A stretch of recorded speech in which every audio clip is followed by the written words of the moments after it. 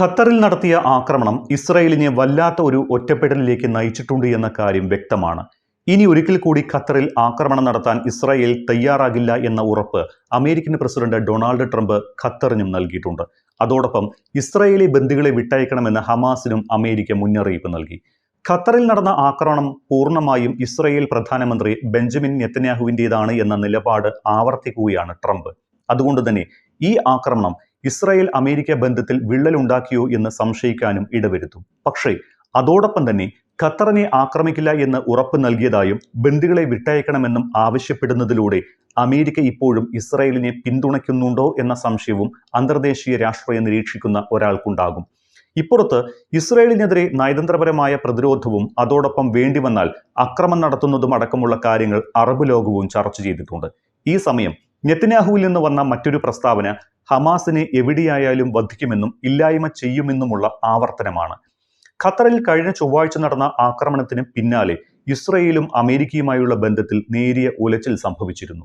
ഖത്തറിൽ ആക്രമണം നടത്തിയതിന് ഡൊണാൾഡ് ട്രംപിൽ നിന്ന് ഇസ്രായേൽ രൂക്ഷമായ വിമർശനവും നേരിടേണ്ടി വന്നു. നെതന്യാഹു ഒറ്റയ്ക്ക് തീരുമാനമെടുത്ത് തന്നെ അറിയിക്കാതെ നടത്തിയ ഒരു ദൗത്യമായിരുന്നു അത്.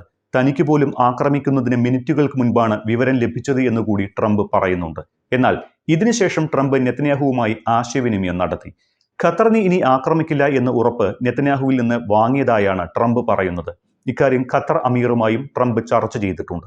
അതേസമയം ഇസ്രായേലിന്റെ ആക്രമണത്തിനെതിരെ ഹമാസിന്റെ തടങ്കലിലുള്ള ഇസ്രായേലി ബന്ദികളെ മനുഷ്യ കവചങ്ങളായി ഉപയോഗിക്കാൻ ഭൂഗർഭ അറകളിൽ നിന്ന് മാറ്റിയതായി വാർത്ത വന്നിരുന്നു. ഇത് ട്രംപിനെ ചൊടിപ്പിച്ചിട്ടുണ്ട്.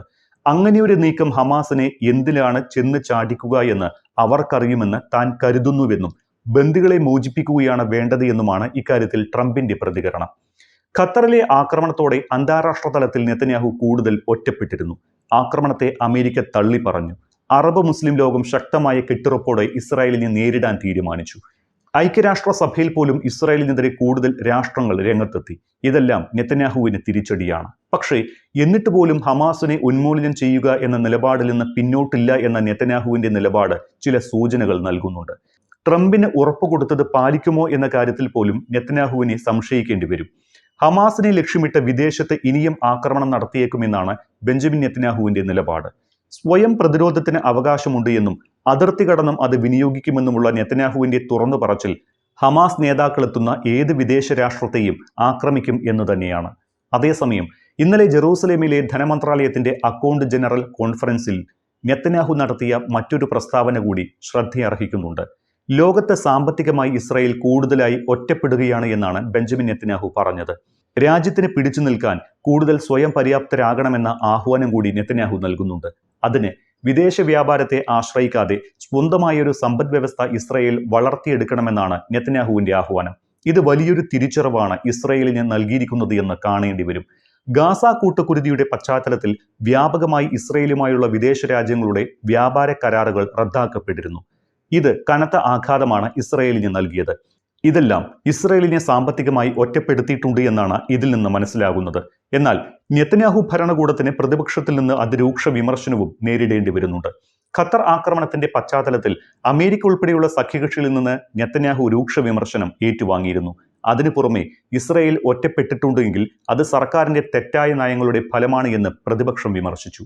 ഇസ്രായേൽ പ്രതിപക്ഷ നേതാവ് യെയർ ലാപിഡിന്റെ വാക്കുകളിൽ നെതന്യാഹു നടത്തിയ ഒറ്റപ്പെടൽ പ്രസ്താവന യാഥാർത്ഥ്യബോധമില്ലാത്തതാണ്. ഇസ്രായേലിനെ ഒരു മൂന്നാം ലോക രാജ്യമാക്കി മാറ്റാനുള്ള വിഡ്ഢിത്തം നിറഞ്ഞ ശ്രമമാണ് നെതന്യാഹുവിൻ്റേത് എന്നാണ് പ്രതിപക്ഷത്തിന്റെ വിമർശനം. അറബ് മുസ്ലിം രാജ്യങ്ങൾ വലിയ രീതിയിലുള്ള നയതന്ത്ര പ്രതിരോധത്തിനാണ് ഇസ്രായേലിനെതിരെ ആഹ്വാനം ചെയ്തിട്ടുള്ളത്. ഇതിനിടയിലും ഗാസയിൽ ഇസ്രായേൽ കൂട്ടുകുരുതി തുടരുകയാണ്. പലസ്തീനികളെ പുറന്തള്ളാനുള്ള നീക്കം മേഖലയുടെ സുരക്ഷ തകിടമറിക്കുമെന്ന് ദോഹയിലെ അറബ് ഉച്ചകോടി വ്യക്തമാക്കിയതിന് പിന്നാലെയും അർദ്ധരാത്രി മുതൽ ഗാസ സിറ്റിയിൽ ആക്രമണം കടുപ്പിച്ചിരിക്കുകയാണ് ഇസ്രായേൽ. പിഞ്ചു കുഞ്ഞുങ്ങളടക്കം 51 പേരെയാണ് കഴിഞ്ഞ ദിവസം മാത്രം ഇസ്രായേൽ കൂട്ടക്കൊല നടത്തിയത്. അതിനർത്ഥം ഗാസയിലെ സമാധാന ശ്രമങ്ങളോട് തങ്ങൾക്ക് താല്പര്യമില്ല എന്നും പലസ്തീനെ സ്വതന്ത്ര രാഷ്ട്രമാകാൻ അനുവദിക്കില്ല എന്നുമുള്ള ഇസ്രായേലിന്റെ നിലപാട് പ്രഖ്യാപനമായി ഇതിനെ കാണേണ്ടി വരും. ഗാസയിൽ നിന്ന് വെടിയൊച്ചുകളും ബോംബ് സ്ഫോടനങ്ങളും കേൾക്കാമെന്ന സ്ഥിതി ഇത് സംജാതമാക്കുന്നുണ്ട്. അതോടൊപ്പം അന്താരാഷ്ട്ര തലത്തിൽ ഇസ്രായേലിനെ ഈ കൂട്ടക്കൊലകൾ കൂടുതൽ ഒറ്റപ്പെടുത്തുകയാണ്. ഗാസയിൽ കൂട്ടക്കൊല തുടരുന്നിടത്തോളം ഇസ്രായേലിനെ അന്താരാഷ്ട്ര കായികവേദികളിൽ നിന്ന് വിലക്കാനുള്ള ഒരു തീരുമാനം സ്പാനിഷ് പ്രധാനമന്ത്രി പെഡ്രോ സാഞ്ചസ് പ്രഖ്യാപിച്ചിട്ടുണ്ട്. ബ്രിട്ടനിലെ റോയൽ കോളേജ് ഓഫ് ഡിഫൻസ് സ്റ്റഡീസിൽ ഇസ്രായേലികൾക്ക് പ്രവേശനം വിലക്കിയിരിക്കുകയുമാണ്.